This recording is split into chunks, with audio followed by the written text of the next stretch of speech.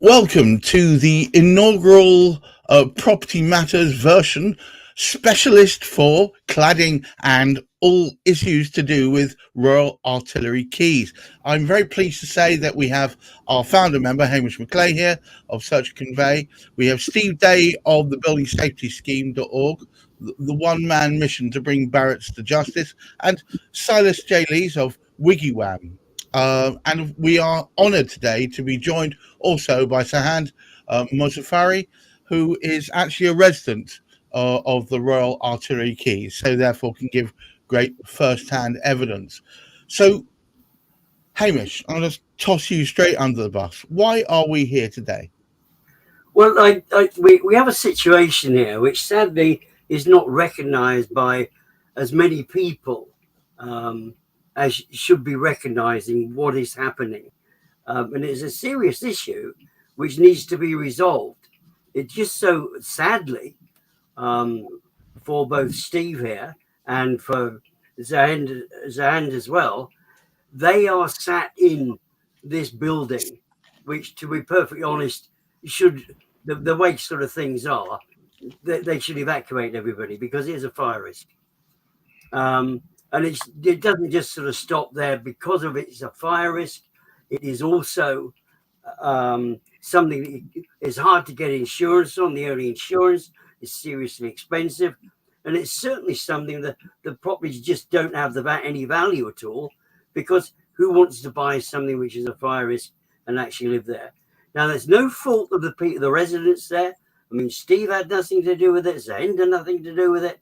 The builders know what materials shouldn't be there, but they're not doing anything about it. Now, we are forefronting what's going on at Royal Artillery Quays because there are, I can't remember, I mean, I'm sure that Steve will go out and tell us there are thousands of people all over the country in the same sort of position. And the worst situation possible that Sahand is actually still in, he was sold a property by somebody who knew that there was a fire risk in the property. There's a word for that. I think it's called fraud. I'm sure of it. Of course, it's probably all sub judice, and of course, that's my opinion. Oh, exactly. Carry on. Yeah. Okay, so I'm going to go straight over to Steve. Steve, welcome once again. He's been with us a couple of times before. An amazing the process and the progress you've made, although there's lots to be done. What appears to me is it's not so much that they were using the wrong material, so that's obviously the case. The way they put them on, the fastenings, for instance, meant that they turned a bad situation into an untellable one. And now we're, by your own reporting to me the other day, we're in a position where Barrett are trying to say, well, we've done the bulk of it. We're going to leave the last little bit, but it's just about okay. When the insurers basically say, no. Am I close?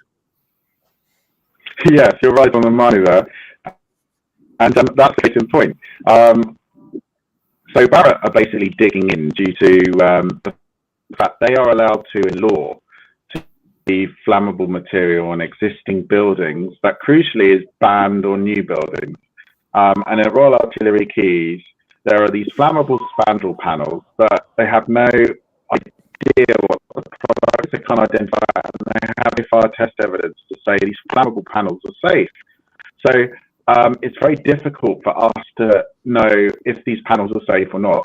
And if we don't think they're safe, the insurance for the lenders certainly don't.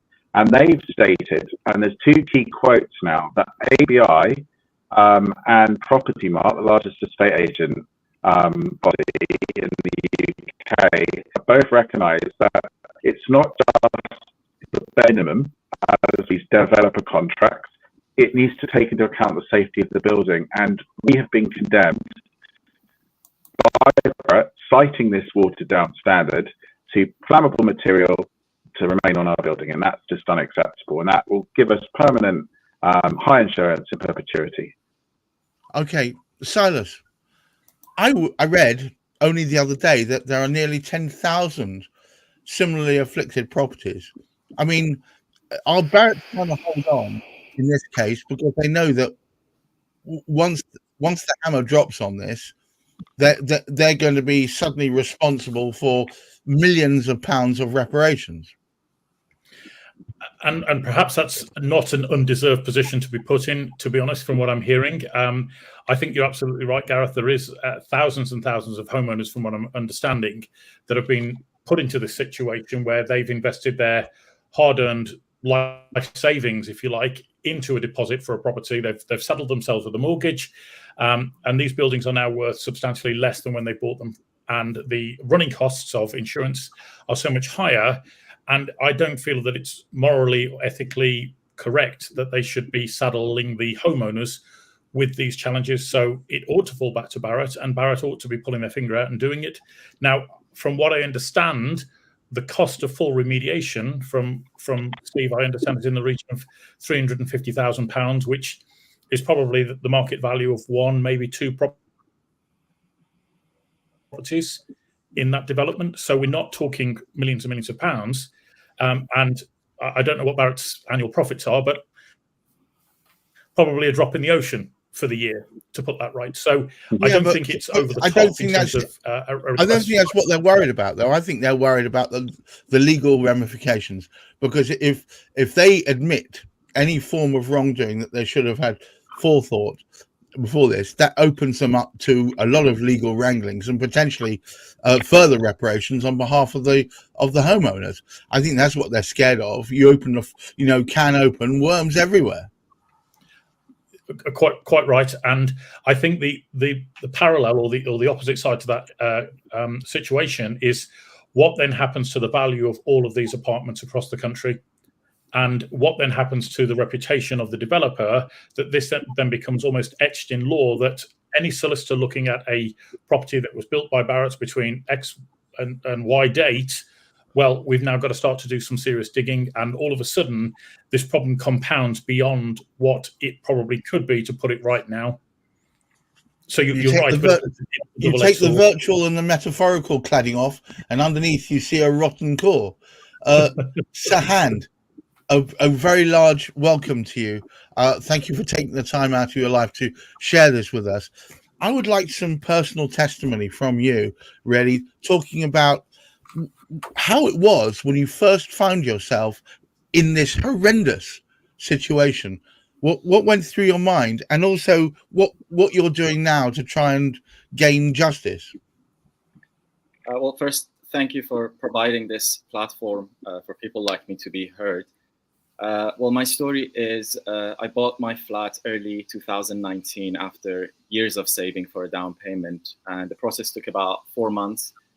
When I made an offer in November 2018 until it was finalized in March 2019. I moved in, received all sorts of welcome packages from Rendell and Rittner, which is the managing agents of the development. Set up a new account on the portal, subscribed to the newsletter, etc., etc. And it wasn't until just before COVID-19 hit that I started noticing the word cladding all over the newsletters. That's when it actually dawned on me that the building that I'm living in is a potential death trap. One careless cigarette butt could turn my home into a blazing inferno. At that point, there were some speculations between the residents. A couple of quotations came for the necessary remediations, and it showed that it could potentially cost each flat about £50,000 to £70,000, depending on the size. Good Lord. And given the deposit I had put for the house and the mortgage that was left and the market value of a flat that is in risk of fire with no planned remediation, it actually seemed financially sensible to just walk away from my home and I leave it if I could. And during that time, I was working for a company that manufactured life support ventilators. And with COVID-19 at its peak, I was working 7 days a week, including bank holidays, to meet the urgent needs of the UK hospitals. And that left me with no time to follow up on the building issues and actually a growing sense of worry about my future. And I began to understand what depression could look like. And let me tell you this, I'm not the most vulnerable person of that development, not by a long shot. We have people in their 70s and 80s that flat is their only asset in life. I'm in my 30s. I have time and energy to recover from a financial hit. But what about those? So this is it's not just the fact that it was nothing of your doing, nothing you could have planned for, but I was under the impression from Steve and Silas that in fact no one ever mentioned any of these issues before, but they did know about them in advance of you making your purchase. Is that right? Yeah, that's correct. Well, as I said, I'm not the most vulnerable one. So the reason I'm here to tell my story is that I was sold this flat after the waking watch had started in the buildings, and no one informed me about the cladding problems. I was bombarded with welcome emails, but not a single warning or informative email about the situation I was walking into. It's basically the same old story of marketing and customer service teams of a company being so disconnected that the marketing team is just trying to sell, and they don't even know each other's processes. No one from customer service goes to the marketing team and says, hey, the flats we're managing have cladding issues, and that could cost tens of thousands to remediate. Maybe we should warn the buyers. Not at all, nothing. So are you saying it wasn't really even the marketing team's fault? They just had no idea. They probably weren't even informed. There's such a complete disconnect between the people who manage the buildings or manage the properties and those marketing it, that they were just going ahead full steam as before without realizing that they're marketing a sinking ship. That's absolutely right. Terrible circumstance. I'm going to go back to you, Silas. I know that part of your own mission is to point luminous fingers at these kind of misdeeds, but there's got to be something that can be done overall. I feel terribly, forgive me, Sahand, forgive me, Steve, I feel terribly for all those people who haven't yet discovered that they are living in a death trap, waiting for that one bad cigarette or somebody doing an indoor firework or whatever it happens to be. It just doesn't bear thinking about. What do you think can be done next, Silas? Where should this go?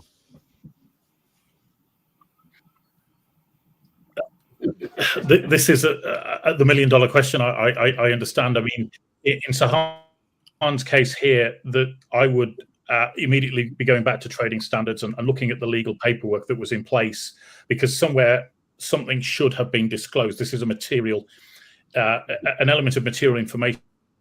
And if you look at what material information is it going to impact or likely to have an impact on the decision for somebody to buy a property? It reminds me of the story and when you we look told. at the impact of what this is, has the insurance cost gone up? Well, yes. Right. It reminds me of the story you told recently about someone buying what effectively was a facade. That's what's happened here. Poor Sahand, poor Steve have bought what on outside appearances looks like a decent enough property, but it just turns out that it's wrapped in petroleum jelly. Yeah. And that is ultimately a very difficult position for anybody to be in, and it needs to be resolved. And I know the work that Steve's doing with the 5th Earl of Lytton, that is really driving home this whole idea of holding the developer accountable. And I would like to see that go further beyond that to actually holding the board accountable. I think we in order to prevent this from happening again, it has to be held to a higher standard, that the board and the developer are held individually to account. That's the only way you're going to stop something like this happening again in the future, in my opinion. Hamish. Yeah, absolutely. Terrible, ridiculous times we live in. Can you wrap this up for me before we sign off? It's a big challenge because Actually, Hamish. Hamish, sorry, could I just mention a couple of statistics for your viewers? Yeah. Hit us with statistics, please. Just to help you round off, because we focused here just on what our keys, but I think it's worth mentioning a few builder statistics. So under the developer remediation contracts, developers, the top 50 signed up to remediate buildings above 11 meters. Right. So that means in our building, we've got life safety critical defects. So I'm looking at, this is publicly available information. I'm looking at developer remediation contract, and on there is a builder list, and it's got the statistics. So I want to give the viewers a little bit of a feel for just how bad it is. So if we look at 100 buildings. Steve, your connection is a bit faulty. Is there any way you can? Yeah, it's. I don't know.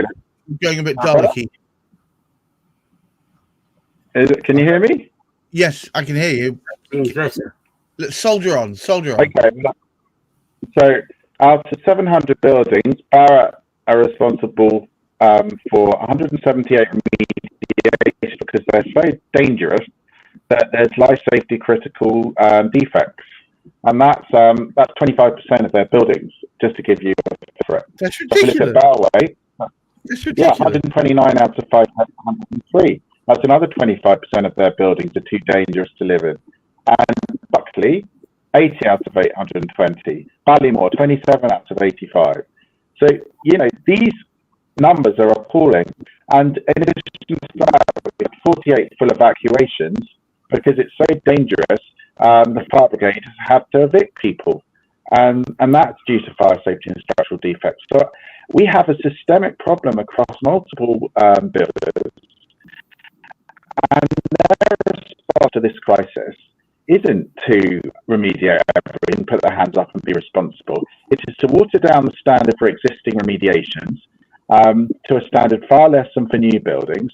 And then it's the force on residents like me and Sahand on conference calls where we're muted to accept that flammable, untested, unidentified, flammable XP panels must stay on. And those panels could be, I'm not saying they are, they don't know the same as falling where perhaps were a big part of that.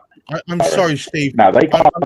I'm sorry, Steve. It's too difficult to understand you. What I will ask is if you could put some of those stats together into a PDF and we could put a link to it, perhaps. And I think people should know. Yeah.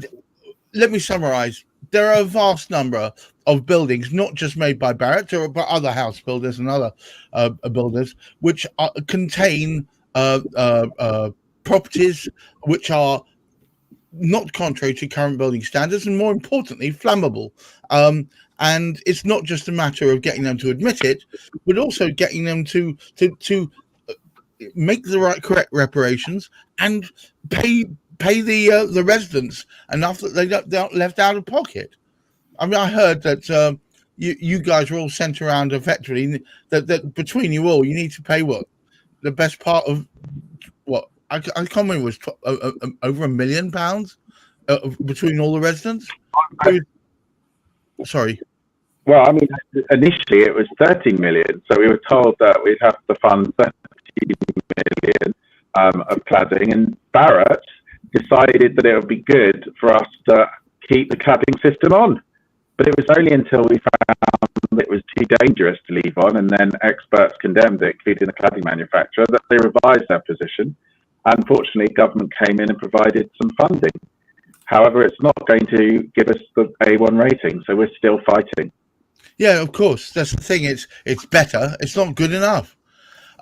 Okay, well, look, I'm going to call it time now. Thank you very much for everyone taking part today. Thank you very much, Silas of WiggyWam, Steve Day, buildingsafetyscheme.org. If anybody wants to know more about what he and everyone at Artillery Keys is trying to achieve, Sahand, thank you for taking time out to help us spread the word. And of course, Hamish, my name's Gareth Wax from Many Purple Hats. We'll be here next Friday with the next exciting installment.